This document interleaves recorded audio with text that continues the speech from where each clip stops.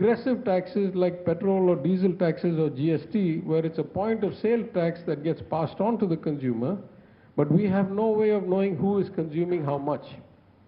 We know they must be regressive by design because poorer and middle class people spend much more of their income or wealth on taxable goods and services than rich people. Rich people, if I'm 100 times richer than a poor person, I cannot eat 100 times more.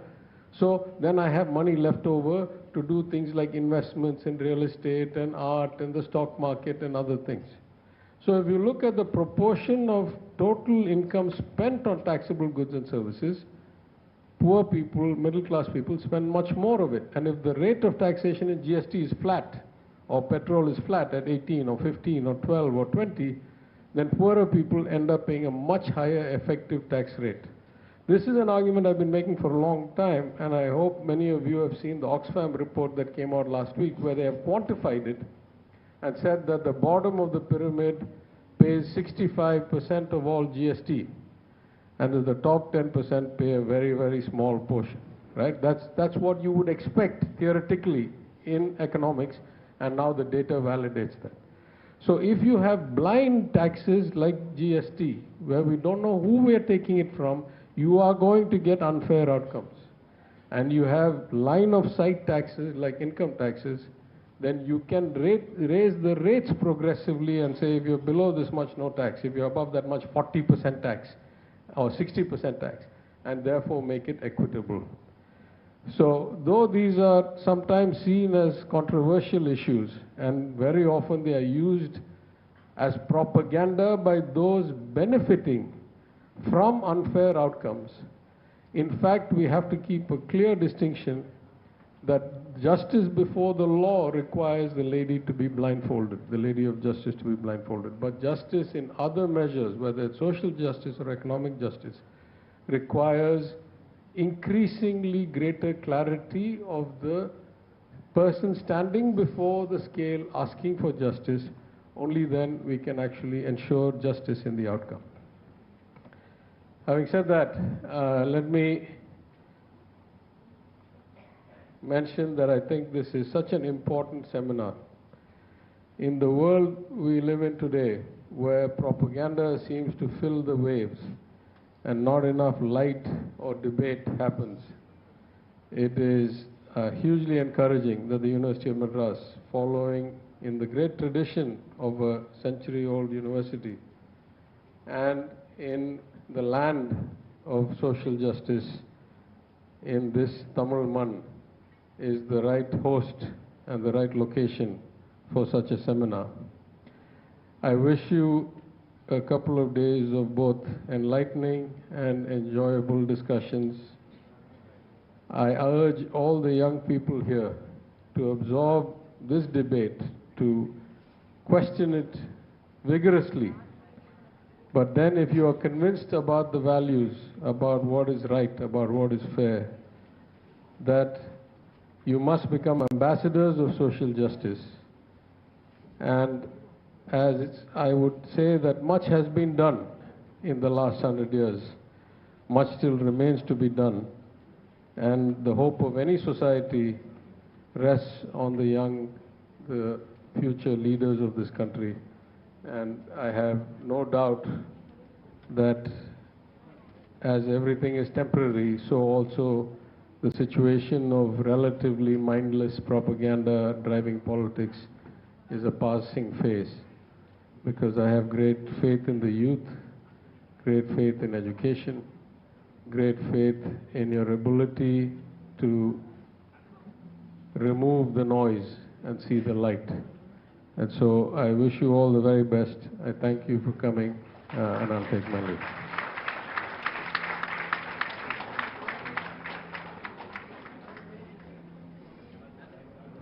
Thank you, sir, for delivering such an impactful speech. Your words have provided valuable insights and perspectives. We know to be your income are much more equitable and fair than regressive taxes like petrol or diesel taxes or GST, where it's a point of sale tax that gets passed on to the. We know to be your income are much more equitable and fair than regressive taxes like petrol or diesel taxes or GST, where it's a point of sale tax that gets passed on to the consumer, but we have no way of knowing who is consuming how much. We know they must be regressive by design because poorer and middle class people spend much more of their income or wealth on taxable goods and services than rich people. Rich people, if I'm 100 times richer than a poor person, I cannot eat 100 times more. So then I have money left over to do things like investments in real estate and art and the stock market and other things. So if you look at the proportion of total income spent on taxable goods and services, poor people, middle class people spend much more of it. And if the rate of taxation in GST is flat, or petrol is flat at 18 or 15 or 12 or 20, then poorer people end up paying a much higher effective tax rate. This is an argument I've been making for a long time, and I hope many of you have seen the Oxfam report that came out last week, where they have quantified it and said that the bottom of the pyramid pays 65% of all GST, and that the top 10% pay a very, very small portion, right? That's what you would expect theoretically in economics, and now the data validates that. So if you have blind taxes like GST, where we don't know who we are taking it from, you are going to get unfair outcomes.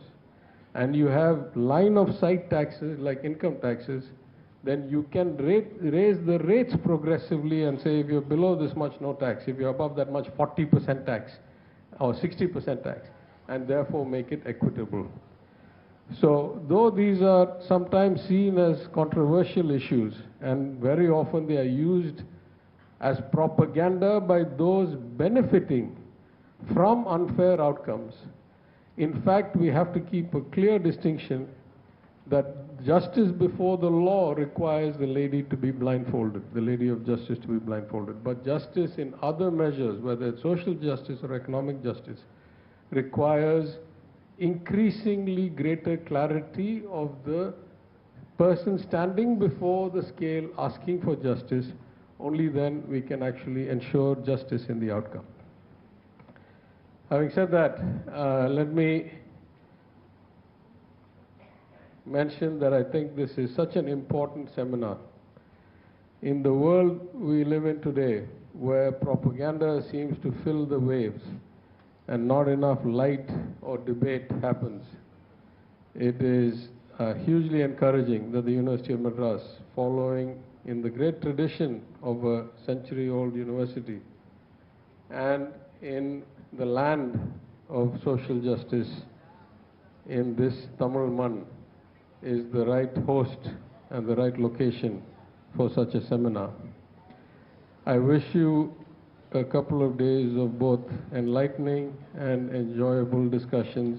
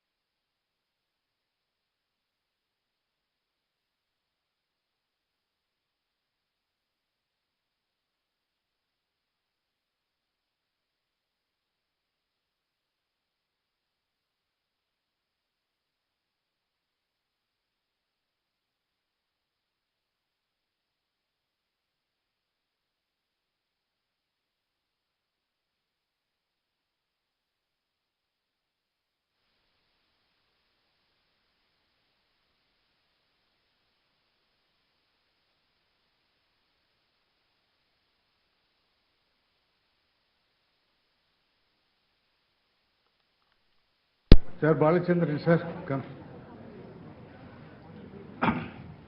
Good morning to everyone. Welcome to the seminar on democracy and social justice, concerns and controversies. I'm honored to have such an esteemed guest with us today. We are a university that expects to succeed, a university that has been forged through more than a century of achievements and a tradition of innovation. Never was this better exemplified than under the administration of our Honorable Vice Chancellor, Professor Dr. S. Gauri. He has constantly shown personal interest in every facet of our department and has been great source of interpretation and inspiration and support in all our endeavors. His leadership and guidance is cherished by all of us. I extend my warm welcome to you, sir. I would also like to thank him for the enthusiasm with which he embraced the invitation to preside over today's inaugural ceremony. Thank you, sir. I welcome you for this. Next, we have a remarkable individual who has been dedicated his life to the betterment of our society. This individual is a true leader, a minister and a social worker, is none other than our chief guest, Honorable Minister for Finance, Planning, Human Resource Management, Pension and Pensionary Benefits and Statistics, Government of Tamil Nadu, Dr. Palanivel Thiagarajan. One of the key factors that set him apart in his foreign education, he has been exposed to different culture, societies and ways of thinking, which has given him a unique perspective on how to approach the challenges that our society faces. He has been able to incorporate these visions and ideas into his work as a minister, bringing about the real change and progress. He has been a voice for the marginalized and the underprivileged and has worked tirelessly to create a more equitable and just society for all. We are truly fortunate to have such a dedicated and compassionate leader among us, a shining example of what one person can accomplish when they are committed to making a difference. Let us all strive to follow in his footsteps and continue to work towards building a better future for our community. I extend a warm welcome to you, sir, on behalf of the Department of Legal Studies and University of Madras, as well as on my own behalf, to this beautiful ceremony. I now extend my warm and cordial welcome to Mr. Balachandran, IAS retired, a dignified and accomplished individual who has made significant contribution to the field of public service. As a former Additional Chief Secretary of the Government of West Bengal, Sir has gained a vast experience and knowledge in the field of administration and governance. His leadership and expertise has been widely acknowledged and respected by his peers and colleagues. As we gather here today for this wonderful seminar, we are excited to have the opportunity to engage in discourse with such a great person. I welcome you for this seminar, sir, on behalf of the Department of Legal Studies and on behalf of the University of Madras. I extend my sincere welcome to my beloved friend and the Registrar of University of Madras, Dr. Elumalai, sir, for this function. And I welcome my colleague, Dr. G. Rajshekhar. Without his support, it is not possible to organize such a wonderful seminar. And I would like to extend a warm and heartful welcome to all of our distinguished guests of the dais, including the esteemed Justice G.M. Akbar Ali, former Judge of Madras High Court. Sir, your presence and participation in this event is greatly valued, and we are thankful to have you join us. Your knowledge of experience and insight in the field of law and justice will be an invaluable asset to this seminar. Your contribution to this seminar will greatly enlighten, enrich our discussion, and we are looking forward to hearing your ideas. Thank you for being here with us today, sir. And I also welcome all the respected professors from various universities like Maruti from Mysore University, Sudesh from Mysore University, and Mishra from Manipal Universities, and my colleagues and my dear students and non-teaching staff who have joined us for the inaugural ceremony. We are all delighted to have such a diverse group of individuals in attendance today, each and every one of you bringing a unique perspective and valuable insight to the table, and we are fortunate to have you here with us today. And thank you for all being here today. I look forward to the discussion and learning that will take place in the coming year. Let us get new start. Thank you one and all. Thank you.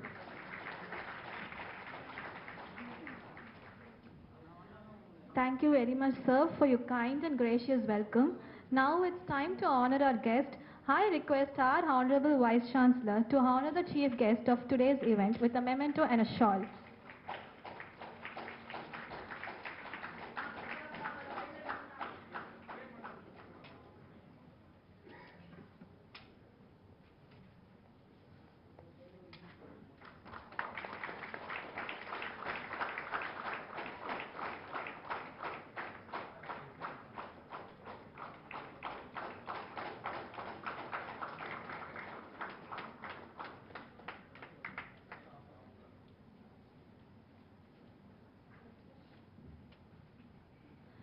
Now I request our Registrar Sir to honor Dr. G. Balachandran, IAS, retired.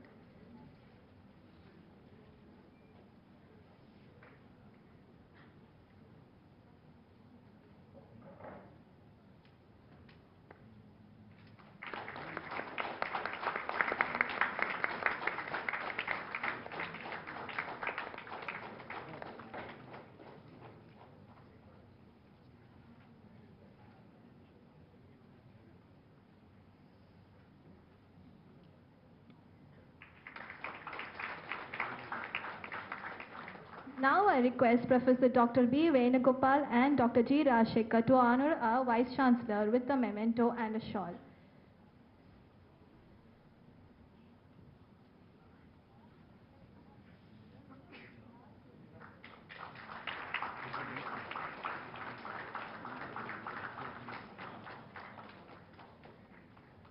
I request Professor Dr. B. Venugopal and Dr. G. Rajshekhar to honor our Registrar.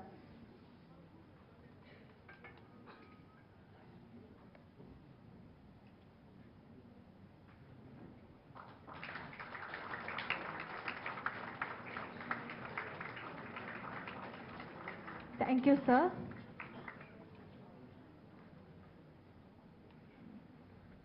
A very good morning to one and all who are present here. I feel so proud and overwhelmed to introduce our Honorable Vice Chancellor, Professor Dr. S. Gauri. Sir has graduated BE in Mechanical Engineering from Thiagarajan College of Engineering, Madurai in 1980 and subsequently obtained his MTech degree and PhD from IIT Madras. He was also a postdoctoral fellow of Nanyang Technological University in Singapore. Sir is a great academician, having more than 4 decades of teaching experience and also served as the director of the Educational Multimedia Research Center, an inter-university center of UGC at Anna University. Additionally, he has held the position of honorary professor in the Department of Manufacturing Engineering at Anna University and worked as a visiting professor at NTU and other universities. Sir has been appointed as the Vice Chancellor of the University of Madras on 20th August 2020. It is our honor and we are so delighted to have you, sir.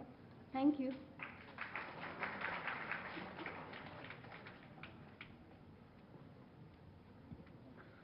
Good morning. All glory to Almighty.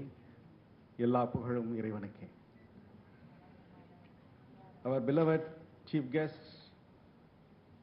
Dr. Palanivel Thiagarajan, Honorable Minister for Finance, Planning, Human Resource Management, Pensions and Pensionary Benefits and Statistics of Government of Tamil Nadu. We are really honored and blessed to have your presence amidst your hectic schedule. Today morning, I read the newspaper, 10:30 in the morning, he will be the Honorable Chief Minister for inauguration of some programs like that. I had the doubt whether he'll be able to make it, and he had a great interest towards the university, and that's why he's able to come, and really, we are very happy to welcome you, sir. And I'm very glad to welcome Mr. G. Balachandran, former Additional Chief Secretary of Government of West Bengal, who have come over here, and other faculty members on our invitation, and chief guests, office staff, and our own head of the Department of Legal Studies, Dr. Venugopal, and my beloved registrar, Professor Dr. Elumalai, and head of the departments of various departments of the university, and Dr. Akbar Ali, who is a great supporter to the university. Similarly, Dr. Shanmuga Rajeshwaran, former IPS, who has come over here on invitation, press and media, students. Today's topic is something very thought-provoking. At the same time, it's the need of the hour, the democracy and social justice. And what are the consensus and controversies? The title itself, it shows that the 2 days is insufficient to discuss as a seminar, because it can expand various aspects about democracy and how it is being used. We know very well that democracy is in between capitalism and communism, in between there. When something is in the middle, always there is a problem how to handle it.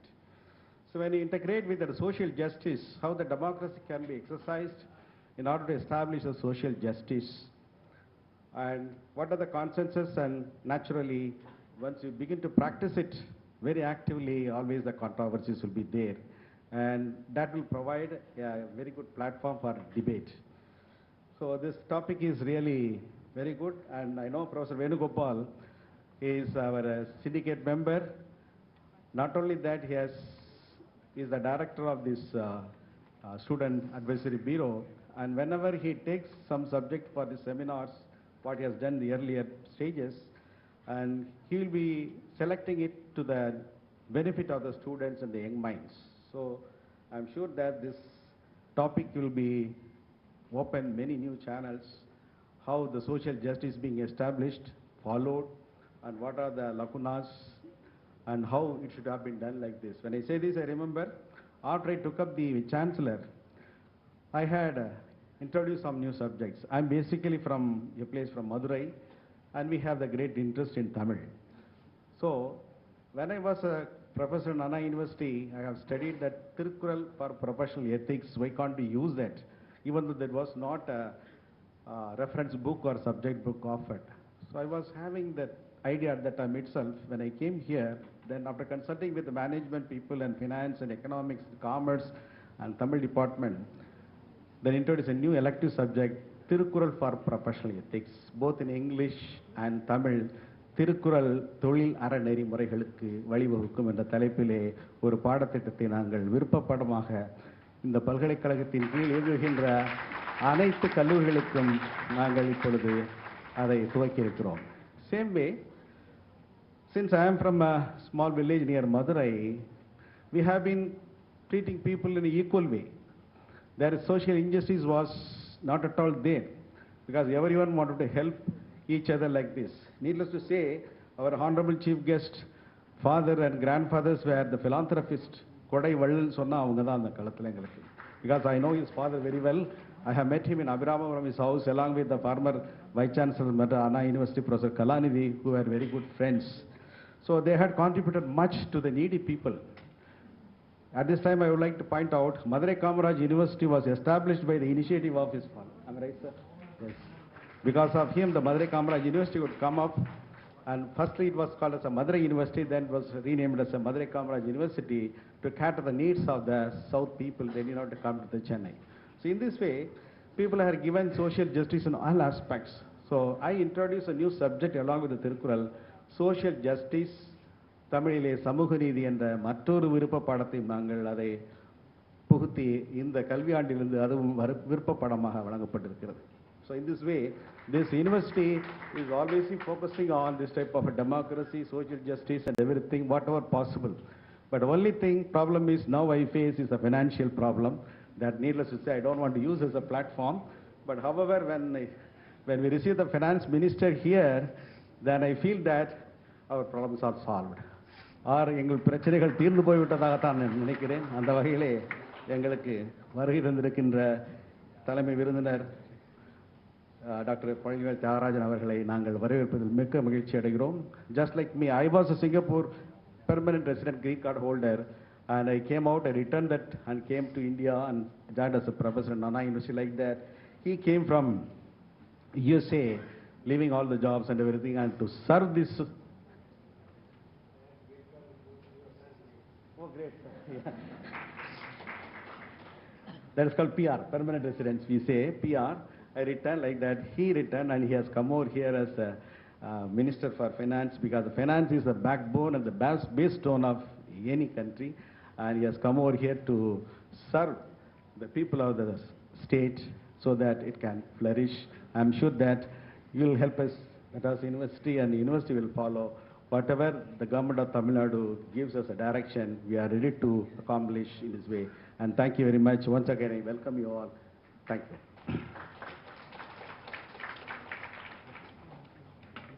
Thank you, sir, for delivering such an enlightening presidential address. Your words have motivated and inspired us to engage in meaningful discussion and to strive for progress and growth. We are honored to have you here with us. Thank you for your continuous support and dedication. Your address has set the tone for a successful event, and we are grateful for your participation. I now invite our beloved Registrar, Dr. Elumalai sir, to facilitate the function.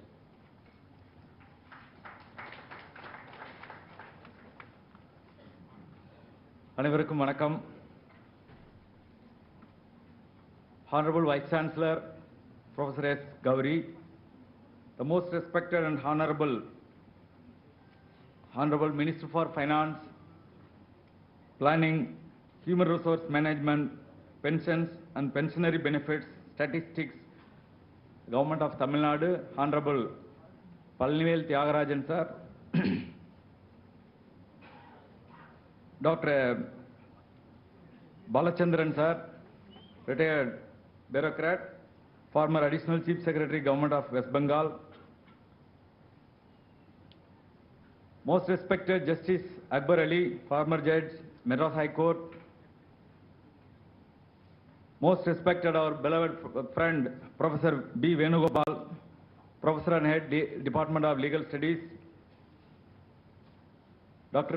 Shanmuga Rajeswaran, former police officer,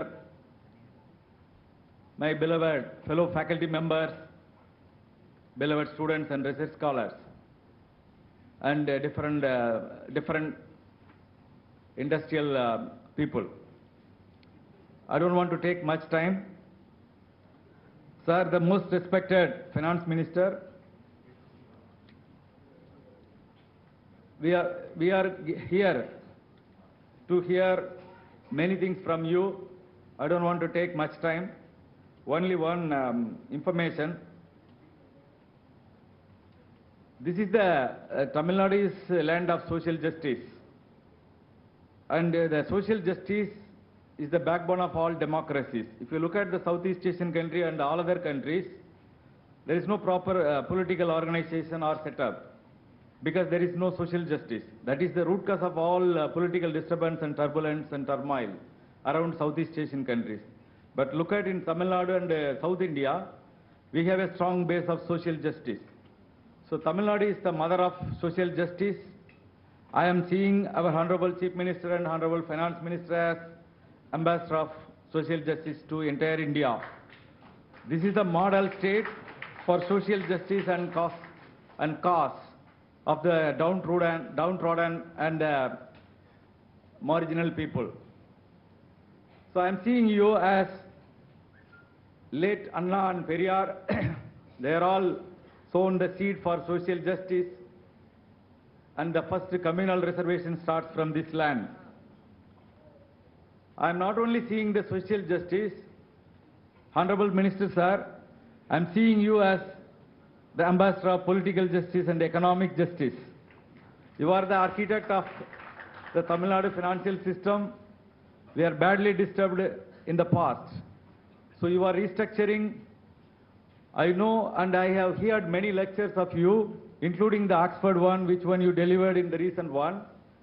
So very interesting. You would have been a professor in this university or some Western university. Fortunately or unfortunately, you became a honorable minister of this government. But anyway, so we, on behalf with our honorable Vice Chancellor and his permission, I request him once in a month, please come and take classes to our management students and our management research scholars. And we would like to hear and want to share your experiences because you have been working many MNCs and many banks, top financial institutions including US and Singapore, Japan, all these. I met you many times in the Sangeeta Hotel Raja Annamalapuram. That is the other story. So I don't want to take much time. We are expecting very big help from you, sir. As our Professor Vice Chancellor mentioned and requested, if you could rescue our university from the financial crisis, we'll be greatly obliged and we'll be very privileged to you, sir. Consider our request, give one-time waiver. Of course, we committed in the past 10 years, there are a lot of mishappenings and audit objections and so on and so forth. With your gracious activity, I request you humbly on behalf of teaching and non-teaching in the University of Madras, kindly consider our request, sir. I don't want to take much time. I once again reiterate that you are not only the ambassador of social justice, you are the ambassador of political justice and economic justice and restructuring the Tamil Nadu state economy. And I have witnessed many debates and discussions of you, including the one which one you have discussed in the GST Council of States. So very impressive. No other state finance minister is arguing this way, intellectually, both politically. So you have such a international caliber and exposure. We are proud of you, sir. Thank you so much. I thank personally Dr. Venugopal to arranging such a good event and choosing our Honorable Finance Minister as as the chief guest of this day. Earlier meeting also he has chosen one of the interesting topic called transformative constitutionalism. It is also one of the need of the hour. Thank you so much, sir.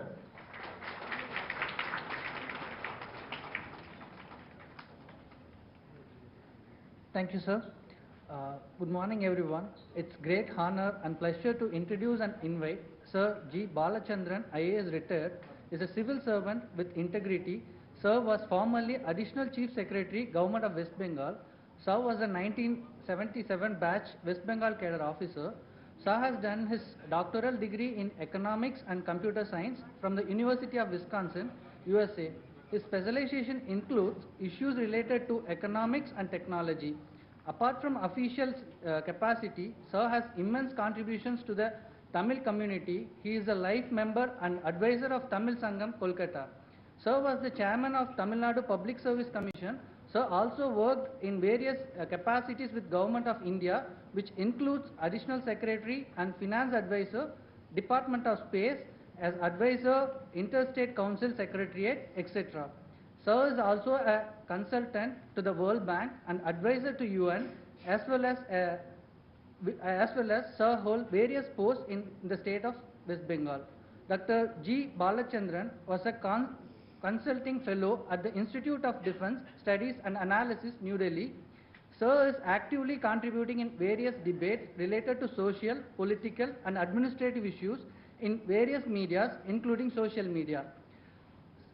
Some of the important contributions of Sir in IDSA are nuclear arms race in South Asia, an analysis, the first India-US 2+2 dialogue, an assessment, and revisiting India's nuclear doctrine, etc. Welcome, sir. Thank you.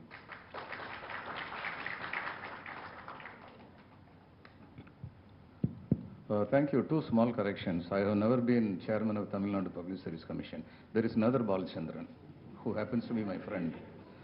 And I didn't study in Wisconsin. I studied in Manchester University. There is a confusion between two biodatas. Nothing to worry about it. Respected Madras University Vice Chancellor Dr. Gauri, Honorable Minister for Finance Dr. Palanivel Thiagarajan, Dr. Edamalai, Dr. Venugopal, Justice Akbar Alisa, professors, students and members of the audience. The word democracy comes from the Greek word demos, meaning people, and kratos, meaning power. So democracy can thought of as the power of the people, a way of governing which depends on the will of the people. So democracy is that form of governance in which the sovereign power resides and is exercised by the whole body of citizens as distinguished from monarchy, aristocracy or oligarchy. According to the theory of pure democracy, every citizen should participate directly in the business of governing, and the legislative assembly should comprise the whole people. This might have been possible in a small city-state like Athens. The ultimate enlargement of the sovereignty being the distinguished feature, the introduction of the representative system does not remove a government from the type of democracy that one envisages. However, the government of the representative system is sometimes specifically described as representative democracy.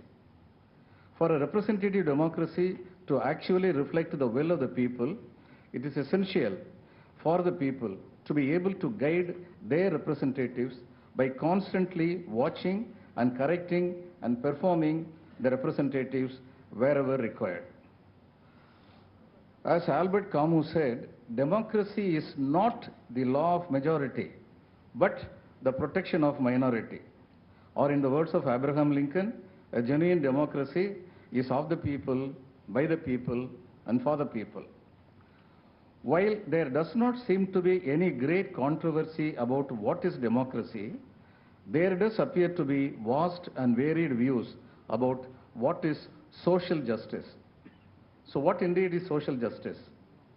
Black's Law Dictionary would say, a fair and proper administration of the laws that conform to the natural law that covers all people, regardless of gender, origin, possession, or religion, is social justice. In theoretical terms, social justice is often understood to be equal to justice itself. Many somewhat narrower interpretations conceive of social justice as being equivalent to or partly constitute distributive justice. That is, the fair and equitable distribution of social, political, and economic benefits and burdens. According to some interpretations, social justice also encompasses, among other conditions, equal opportunities to contribute to and benefit from the common good, including by building public office. Such readings are sometimes referred to as contributory justice. Other interpretations promote the stronger goal of equal participation for all individuals and groups in all major social, political, and economic institutions. Still other accounts define social justice itself in terms of broad categories of human rights, including the entire range of civil and political rights, such as the rights to personal liberty and participation in government, economic and social rights, such as the rights to employment, to education and solidarity, or group rights, such as the rights to political independence and to economic development. The definition of justice or social justice varied from country to country depending upon the situation the country has been put into at a particular point in its history and the kind of philosophers or fighters who rose to defend social justice in these countries. Even within a country, the definitions or measures to be adopted for social justice have varied depending upon the times of the day. Mr. V.P. Singh, the former Prime Minister of India, was invited to give his address by the Harvard University. According to press reports, he had said, "I have the satisfaction that I acted as a catalyst by being the umpire to bring the vast majority of my nation who were spectators to the stadium of governance as players. In that attempt, the umpire's legs got broken. So what? A major step towards social justice took an irreversible direction. VP Singh's speech at Harvard University is a reflection of the realities of his time and what he found best to get over the wrong and the evil impact of gross inequalities in order to protect democracy and social justice. Dr. Ambedkar, the political and social philosopher, had looked upon the need for social justice in very concrete terms. In his words, a just society is that society in which ascending sense of reverence and descending sense of contempt is dissolved into the creation of a compassionate society. Justice is a very complex concept as it has a number of sources and dimensions. It has been examined by different people from different viewpoints within the limits of the time, space, and circumstances they lived in. Social justice is one of the dimensions of the concept of justice that stands for organization of society based on the principles of equality, liberty, and fraternity. Its greater emphasis is on the principle of equality, both social and economic, and fraternity with a view to create such human social conditions that ensure free and fair development of all human beings. As such, the concept of social justice sometimes requires unequal or preferential treatment for certain sections of the population, which have been deprived of certain values for ages with a view to bring them on an equal footing with other sections of the population. Ambedkar, in his speech before the Constituent Assembly for the passage of the Constitution said, in his concluding remarks he said, "I have completed my work. I wish there should be a sunrise even tomorrow. The new Bharat has got political freedom, but it is yet to raise the sun of social and economic liberty." So ultimate social justice is about equality by birth. This has been stated so aptly by Lincoln in his Gettysburg Address to his soldiers when he said, 407 years ago, our forefathers brought forth on this continent a new nation conceived in liberty and dedicated to the proposition that all men are created equal. We are now engaged in a great civil war, testing whether that nation or any nation so conceived and so dedicated can long endure. If Lincoln said it in 1863, much ahead of his time, much ahead of who were conceived to be the philosophers of the world, for the simple reason that they were alone known to the Western world, there was a philosopher in the Tamil-speaking land called Thiruvalluvar, who put it in so simple terms, "Pirapokkum ella uyirkkum," all are equal by birth.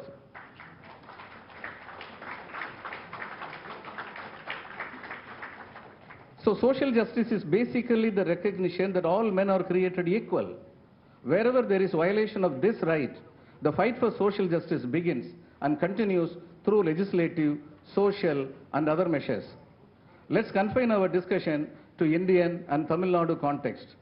In Tamil Nadu and or in the former Madras province, the resistance to an allegorical system prevalent within the legal framework under the British rule brought out the emergence of the Justice Party and thereafter Dravidar Kazhagam. Politically, the torchbearers of the Dravidar Kazhagam can be considered to be the DMK and the ADMK.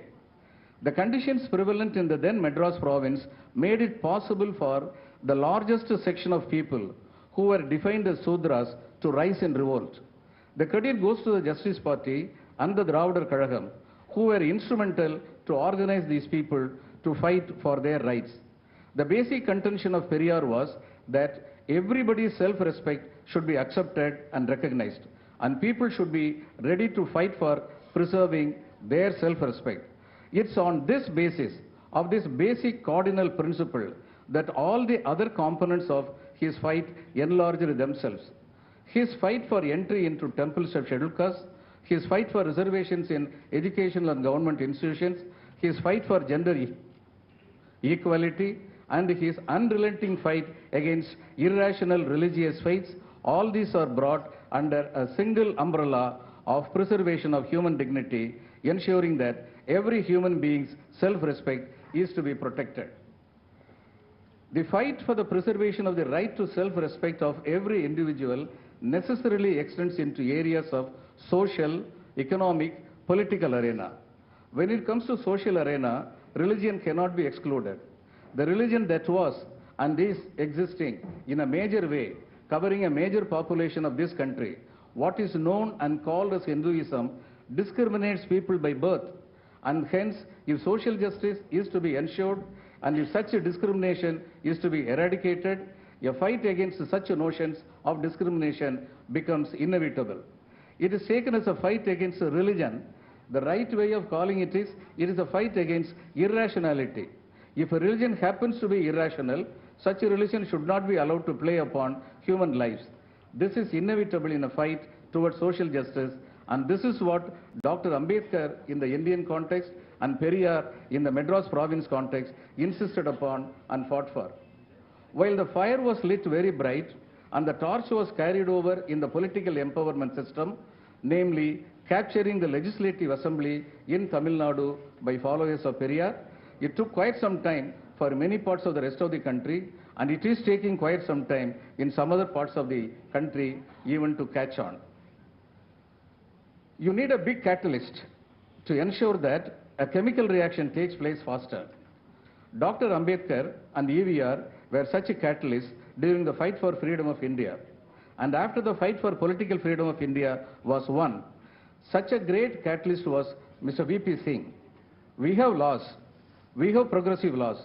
May not be progressive enough to ensure social justice immediately and instantly, but laws that leads us towards social justice. Congress party, which was more a political system than a political party, in that it had extreme rightists and extreme leftists within its fold, was progressive in policy formulation, but rather conservative in program implementation, especially when it came to ensuring social justice. Again, that was not the case within Congress in all parts of India. If we take Tamil Nadu, we had progressives like Omandu Ramswamy Reddyar, followed by Kamaraj, and in Kerala, apart from the progressive communists, we had progressive leaders like A.K. Antony from within Congress. Such leadership, such a catalyst ensured that the journey towards social justice is quicker and sharply oriented. If we take the case of Tamil Nadu alone, Tamil Nadu has been fortunate for the past 70 years that it had regimes who did not drift away from the concept of social justice. Some regimes believed in and constantly and tirelessly worked towards achieving social justice. Some other regimes knew that without declaration of adherence to this concept, they winning the election is not possible. In the Indian context, in an aim to achieve social justice within a democratic system, what is the consensus? What is the controversy? The consensus is a legal framework that was accepted and adopted in the Constitution of India. The Constitution of India was an attempt by one brave man to bring in the concept of social justice and to insist upon it while understanding the difficulties of the world he was living in, where he cannot totally force it. That's why we have fundamental rights and directive principles in the Indian Constitution. That this much was done to keep or protect the interest of who are known as backward classes, the credit mainly, one can even say, solely goes to Dr. Ambedkar. Today, we are in the position to raise our voices of protest against attempts to take the country to retrograde system only because we have a constitution on the basis of which we are able to speak. The consensus was obtained by Dr. Ambedkar thanks to the left of center thinkers like Jawaharlal Nehru being present in the Constituent Assembly. Thereafter, what were the controversies that erupted?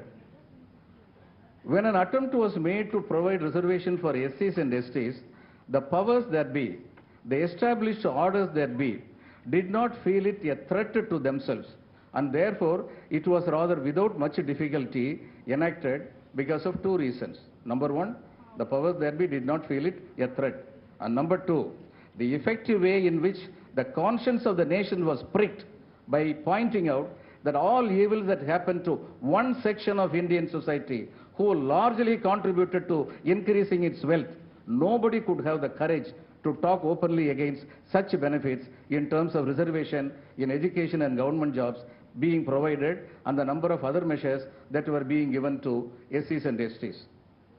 Now, when reservation for OBCs, which was totally in consonance with the provisions of the Constitution, were proposed, we all know how stay order was issued by Supreme Court. We all know how ultimately the provision for reservation was given with a lots of ifs and buts. We also know how reservation for economically weaker sections were proposed, how the court acted. So while the consensus has been that the weaker section should certainly be provided in terms of positive discrimination to make up for the historical wrongs perpetrated upon them for centuries, because this consensus is more of a holy cow statement, controversies arise whenever such a policy statement is to be implemented. Herein comes controversies prevalent within various states of India.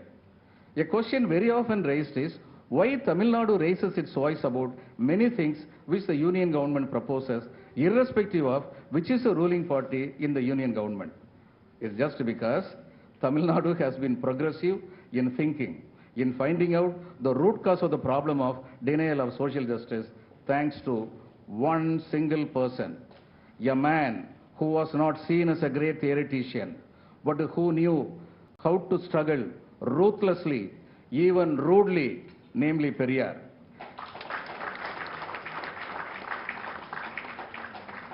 It's because of this one person that people understood what they are missing and how to get it and how to control the legislature through people's will.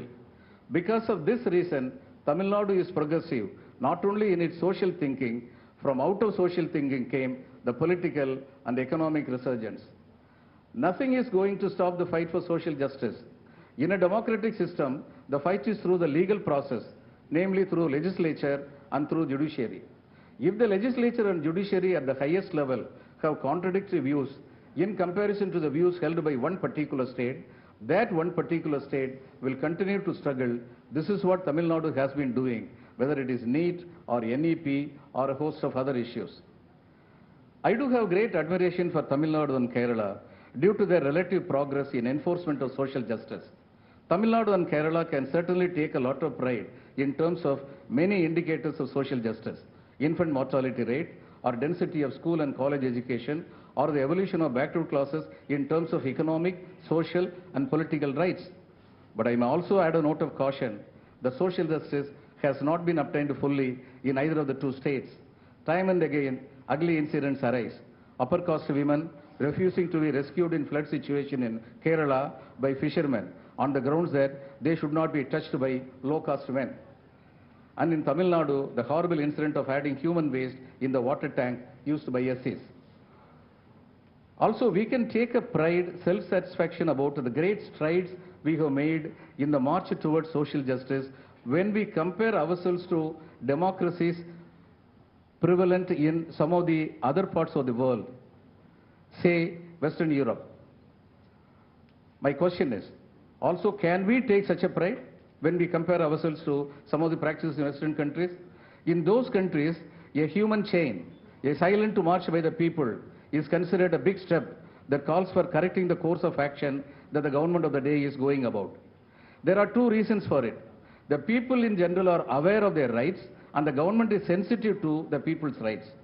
A progressive state like Tamil Nadu should now be prepared to not look upon the other states of India to compare, but to look upon more progressive states in Asia like Vietnam about inclusive growth, or some Western countries on how people's voice is heard. This calls for creating an awareness in the people about what is the Constitution of India. Many a time I have had the privilege of participating in debates in the media where I have repeatedly said that as much as a subject is taught and time is dedicated to history, science or maths from class 6 to 10, a whole paper should be prescribed for the study of the Indian Constitution. When the children know what are their rights as future citizens and future voters, they are going to tell the present voters, their parents, that they should not think one-time gift of cash, liquor and chicken are the only benefits that they are entitled to, and that they are entitled to much greater benefits. They are the ones electing the legislatures. They are the masters. If Tamil Nadu can succeed in taking the people towards this, Tamil Nadu can once again prove that it is a state that never lets down its people when it comes to the question of protecting and ensuring social justice. So the final question. In the Indian democracy, what is the status quo of social justice in terms of consensus and controversies? Because of a few staunch champions of social justice like Ambedkar and Periyar, social justice hitherto has been a fire that could not be put out. Because of the strength of the established social order, continuous attempts are being made to extinguish that fire. For the fire to grow stronger, people as a whole should be taught and be made aware of their rights. Till then, the enlightened few of us who are aware of the realities should continue to bear the torch. So, in slight modification of Robert Frost, the woods are lovely, dark and deep, but we have promises to keep, and miles to go before we sleep, and miles to go before we sleep. Thank you.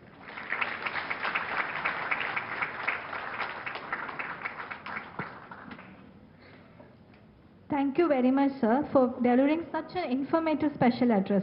Your expert analysis and perspective has helped to deepen our understanding of the social justice and has provided a valuable addition to your discussion. Your presence has been honored, sir. Thank you once again for your special address. It has been a pleasure to hear from you, sir. Thank you, sir.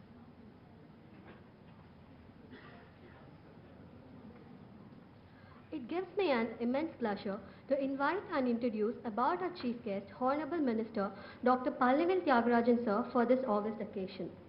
Sir represents the fourth generation of his family's engagement in the Dravidian movement, and he is the third generation elected representative following in the footsteps of his grandfather, Tamilvel Sir P.T. Rajan, former Minister and Chief Minister of Madras Presidency under Dayaki, and his father, PTR Palanivel Thiagarajan, former Speaker of Tamil Nadu Legislative Assembly and Minister of Government of Tamil Nadu.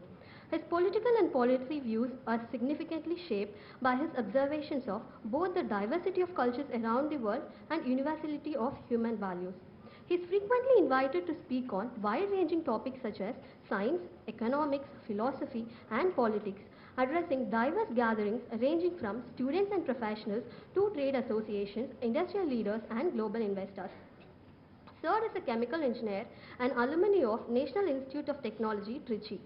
Then earned a master's degree in MS Operation Research and a doctorate degree in Human Factors Engineering and Engineering Psychology from the State University of New York. He then completed his Masters of Business Administration in Financial Management at MIT Salon School of Management, USA. Sir initially chose to go overseas and was a dynamic international investment banker. His experience in the financial sector stretches from Wall Street to Singapore. He transitioned from his life in finance to a life in politics, following the footsteps of his grandfather and father. Sir is the MLA for Madurai Central Constituency in the 15th and 16th Legislative Assemblies of Tamil Nadu. He currently serves as the Minister for Finance, Planning, Human Resource Management, Pension and Pensionary Benefits and Statistics in Government of Tamil Nadu. Among various other achievements, the most significant one is under his able guidance, the trend of raising revenue deficit was being reversed and was trimmed by over rupees 7,000 crores in the financial year 2022. As a percentage of gross state domestic product, it dropped to 3.80% in the financial year 2022 from the 4.33%. Sir worked towards establishing equal rights, opportunity, social equality, mobility and prospects of everyone. Sir is an industrious man, striving to make his state prosperous. His works ensure that society should believe in Robert Baden-Powell's words, "Try and leave this world a little better than you found it." ஊருணி நீர் நிறைந்தற்றே உலகவாம் பேரறிவாளன் பொருள். உலகினார் எல்லோரும் விரும்புமாறு உதவி செய்து வாழும் பேரறிவாளனுடைய அறிவு செல்வமானது ஊருணிலே நீள் நிரம்பினால் போல் பலருக்கும் பயன்படுவதாகும் என்ற வள்ளுவனின் மொழியைப் போல் தன் அறிவினால் தமிழ் மக்களின் வளர்ச்சிக்கு பெரிதும் பங்களித்து சிறந்து விளங்குகிறார். We are honored to have you here, sir.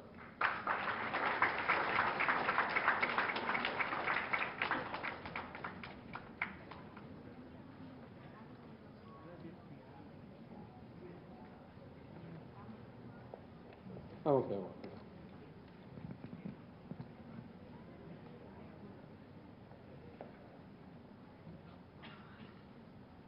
The Vice Chancellor of the University, Professor Dr. S. Gauri, the Professor and Head of the Department of Legal Studies, Dr. B. Venugopal, who delivered the welcome address, Dr. Elumalai, the Registrar, Thiru G. Balachandran, IAS, former Additional Chief Secretary of the Government of West Bengal, distinguished guests including Justice Akbar Ali, Assistant Professor Dr. G. Rajshekhar, who is due to deliver the vote of thanks, and most importantly, delegates, faculty, students from University of Madras and all over who have come here to attend this two-day seminar. Let me first welcome all of you and thank the organizers for inviting me to this very important seminar. Just as a matter of importance